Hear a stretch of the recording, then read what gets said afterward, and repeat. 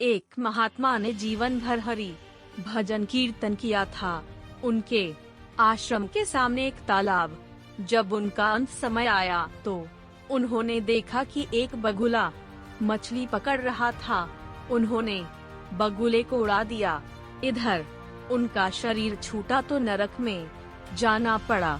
उनके चेले को स्वप्न में दिखाई दिया कि वे कह रहे हैं, बेटा, हमने जीवन भर कोई पाप नहीं किया, केवल एक बगुले को उड़ा देने मात्र से नरक मिला है मुझे। लेकिन तुम सावधान रहना, जब इस शिष्य का भी शरीर छूटने का समय आया तो वही दृश्य पुनः आया।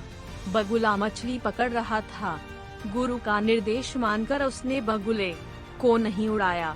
मरने पर वह भी नरक पहुंचा। तब एक गुरु भाई को आकाशवाणी द्वारा पता चला कि गुरुजी ने तो बगुला उड़ाया था, इसलिए नरक गए। हमने नहीं उड़ाया, इसलिए नरक प्राप्त हुआ है, पर तुम बच के रहना। जब इन गुरु भाई की मरने की घड़ी आई तो संयोगवश पुनः बगुला मछली मारता दिखाई दिया। गुरु भाई ने भगवान को प्रणाम करते हुए प्रार्थना की, भगवान, आप मछली में हो और आप बगुले में भी। हमें नहीं मालूम कि क्या सही है और क्या गलत, पाप क्या है, पुण्य क्या है, हमें नहीं पता। आप अपनी व्यवस्था स्वयं, मुझे तो सिर्फ आपके चिंतन से मतलब है। बस इतना कहकर जब इनका शरीर शांत हुआ तो बैकुंठ की प्राप्ति हुई। श्री नारद ने भगवान से पूछा, भगवान, अंततः वे नरक क्यों गए? महात्मा ने बगुला उड़ाकर कोई पाप तो नहीं किया। उत्तर में भगवान ने कहा, नारद, उस दिन बगुले का आहार मछली था, पर गुरुवर ने उसे उड़ा दिया। भूख से छटपटा कर बगुले का अंत हुआ, अतः पाप लगा, इसलिए उनको नरक जाना पड़ा।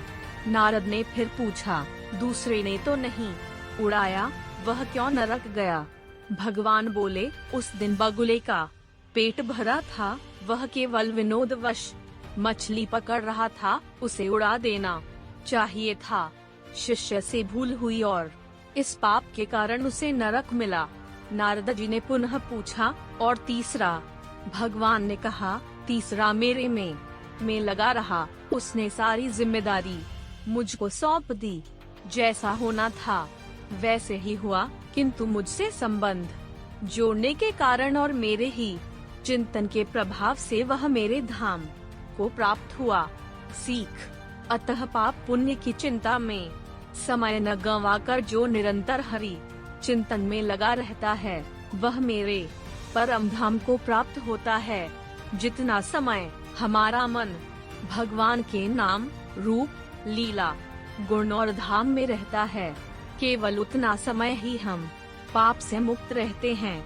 इसलिए सदैव हरि नाम लेते रहें, हरि चर्चा करते रहें, हरि कथा सुनते रहें। श्रीमन नारायण नारायण हरि हरि। तेरी लीला सबसे न्यारी न्यारी। हरि हरि।